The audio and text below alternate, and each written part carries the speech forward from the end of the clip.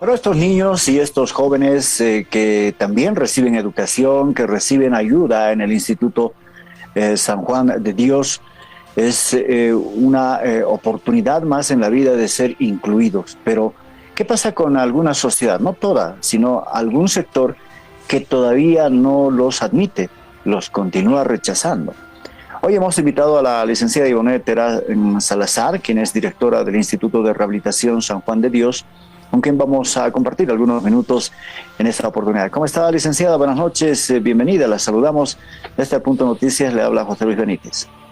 Muchísimas gracias, buenas noches a cada uno de ustedes. Estamos acá precisamente para compartir la información con la comunidad. Lo que usted recalcaba es cierto, ¿no? Estamos celebrando el Día de la Inclusión, se recordaba el 2 de abril, y también el Día de concientización sobre el autismo. Muy bien, licenciada, a ver, ¿cómo está el Instituto San Juan de Dios? Tenemos entendido que hay muchos niños que se cobijan, que reciben este tipo de ayuda, de tratamiento, de educación que se tiene en esta oportunidad. ¿Cuántos niños? ¿Cómo está el instituto?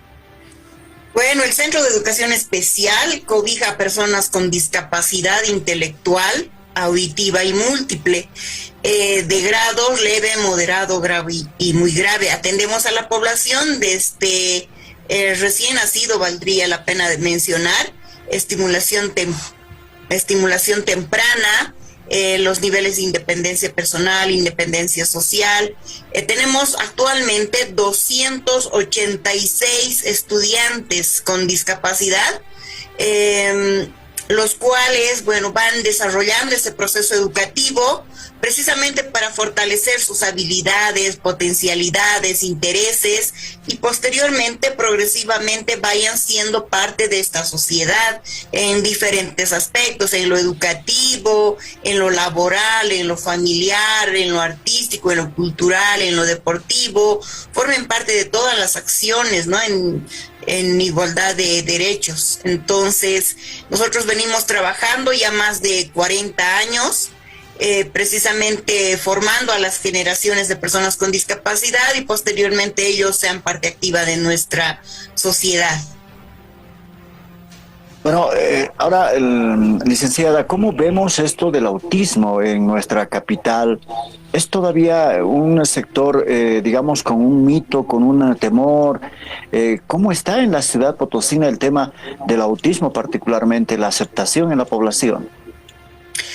Bueno, el tema del autismo está creciendo bastante a nivel mundial, ¿no? Se dice que de cada 10 niños, 4 tendrían estas características, ¿no? En diferentes grados. Sin duda influyen factores ambientales, también factores genéticos.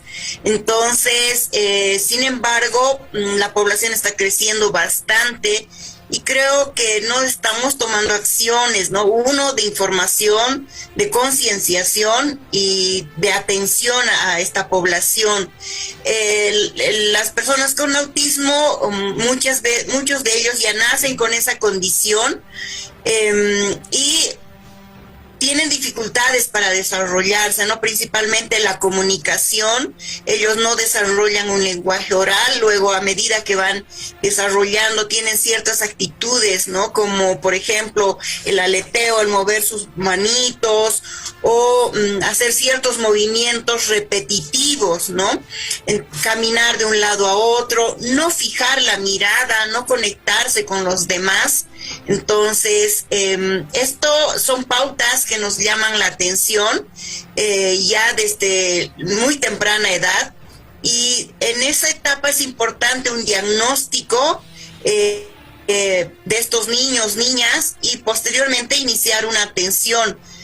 ¿Para qué? Para evitar que la familia futuro, porque sabemos que mientras más temprano iniciemos estos procesos de atención integral, mejores van a ser las condiciones de esta persona a futuro.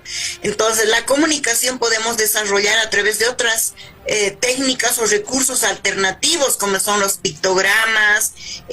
Podemos desarrollar otro tipo de comunicación dependiendo de las características del niño o niña. También podemos desarrollar habilidades, ¿no? Rutinas con ellos. El tema también es bastante importante, el factor de la alimentación, ¿no? Evitar actividades de ruido, de someterlos a excesivo ruido, a mucha concentración de personas en esa primera etapa. Eso provoca ansiedad y provoca también actitudes muchas veces de rechazo por parte de la comunidad, porque ellos al escuchar demasiado ruido o a ver mucha gente se irritan, entonces empiezan a gritar, a correr de un lado a otro. Entonces muchas veces estas actitudes las tenemos que ir trabajando de manera cotidiana, ¿no? Y con la familia, no solamente con el niño o niña. Sabemos que en muchos sectores de nuestra comunidad, por ejemplo, hay narraciones de las familias, experiencias que ellos nos comentan y dicen, aquellas familias que viven en alquiler, por ejemplo, tienen que estarse mudando de un lado a otro lado porque los dueños de casa rechazan estas actitudes. Muchas veces probablemente hemos visto hasta en los micros, ¿no? Niños que están sentaditos, que hay mucho ruido, etcétera, empiezan a gritar, a ponerse ansiosos, etcétera, y la gente muchas veces esto confunde, ¿no? Dicen, ay, estos papás no los educan a sus hijos. Entonces hay este tipo de problemas y la población, precisamente por todos estos aspectos de uso de la tecnología, el tema de las radiaciones, el tema de la contaminación, está afectando bastante a la población, porque no hay, digamos, estudios así bien específicos en nuestro medio cuál es la causante, pero por lo menos nosotros al día recibimos 2 estudiantes con autismo para ser derivados. Bueno, hay también distintos grados, ¿no?, del autismo. Unos que sí logran desarrollar su vida con ciertas precauciones, ciertas acciones, logran desarrollar con normalidad. Muchos de ellos tienen un coeficiente intelectual elevado, ¿no? Entonces, muchas veces están en las escuelas regulares, pero sí tienden a estar solos, tienden a ser poco comunicativos, etcétera, pero sí tienen un buen rendimiento. En otro caso, hay niños que sí tienen también buen desarrollo cognitivo, pero están asociados a otras conductas, ¿no?, atípicas, como por ejemplo el aleteo, el morderse, el cubrirse los oídos, etcétera, y no cuesta mucho conectar la mirada, ¿no? Siempre están esquivando la mirada, miran un lado, otro lado. Entonces, esos, y hay otros que sí no toleran absolutamente interactuar con grupos grandes, prefieren estar solos, cerrados, y sí gritan, se enfadan cuando ven mucha gente, mucho ruido. Por ejemplo, hay actividades como en las fiestas, el tema de la pirotecnia, etcétera. No tomamos en cuenta cuánto les afecta y cuánto sufrimiento causa esto en las familias, lo que es Navidad, Año Nuevo, carnavales, otras fiestas patronales, etcétera. El alto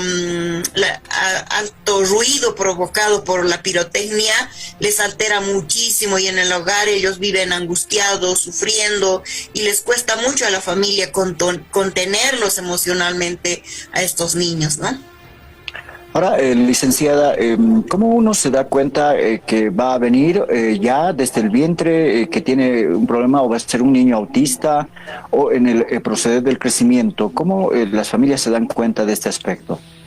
Sí, generalmente sí, ya en la primera etapa, ¿no? Muchas veces en los primeros 3 meses, el niño, hasta los 3 meses muchas veces sí han tenido desarrollo normal, pero a partir de eso ya han empezado esas actitudes, ¿no? De cuando hay ruidos, llorar, y precisamente mirarse las manitos, ponerse en una posición o perderse, no responder cuando le llaman a su nombre, por ejemplo, ¿no? A veces les hacemos ciertos ruiditos con instrumentos para que dirija la mirada, etcétera, y ellos no responden, ¿no? Entonces estas actitudes ya son una llamada de atención y principalmente las familias se dan cuenta cuando ya empiezan como otros niños a desarrollar lenguaje. Muchos de ellos también tardan en caminar, en el control de esfínteres, ¿no? Todavía usan bastante grandecitos ya pañales, etcétera. Entonces, todos estos aspectos sí deben llamarnos la atención. Cualquier cosa que observemos que nuestro niño no va de acuerdo a las etapas de desarrollo, ¿no? Esto normalmente en los centros de salud, lo que es el control de la salud del niño sano, nos dan pautas, ¿no? Hasta los 3 meses debe hacer balbuceo, hasta tal edad debe ya pronunciar alguna palabra, ya debe sentarse, ya debe dirigir la mirada, interactuar con los juguetes, etcétera. Y cuando no está respondiendo a estos parámetros, sí debemos preocuparnos. Normalmente en nuestro medio no es común la prevención, ¿no?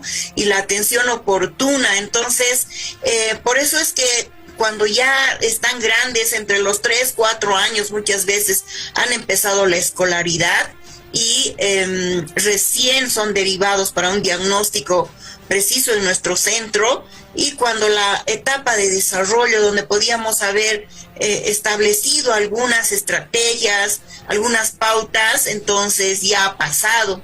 Entonces, este tipo de conductas, ¿no? El miedo al ruido, la falta de conexión, algunos movimientos repetitivos, o también la repetición de palabras, les llamamos nosotros ecolálicos. Si les papá, ¿dónde vas? ¿Dónde vas? Entonces, no tiene coherencia, digamos, no interactúa ni siquiera a través de diálogos. Entonces, eso sí ya debe llamarnos la atención, iniciar inmediatamente una atención. Todavía en nuestro medio creo que falta mucha información a la comunidad para que se intervenga de manera oportuna.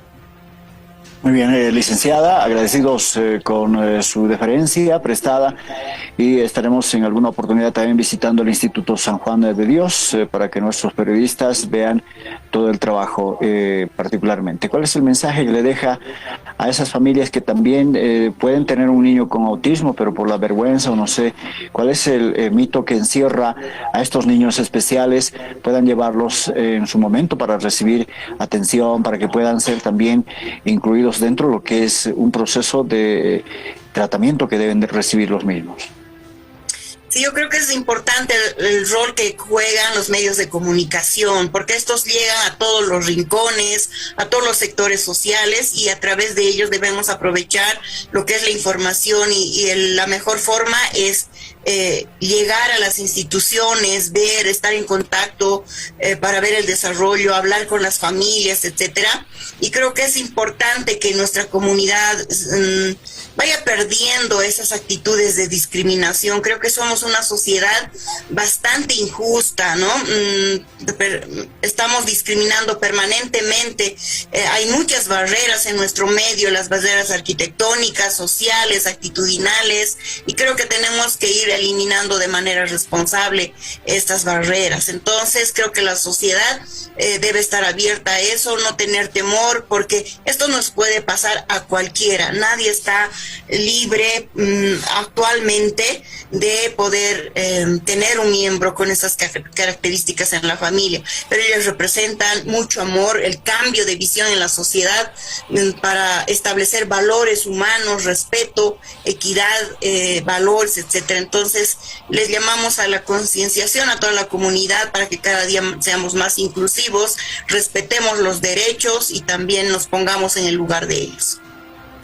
Muy bien, como siempre, ¿no? Son niños muy especiales, hay que darles amor, hay que darles comprensión y ayudarlos, sin duda cabe, a poder entender las facetas de la vida. Licenciada, muchas gracias, buenas noches. Gracias a usted y al medio por esta oportunidad, un abrazo.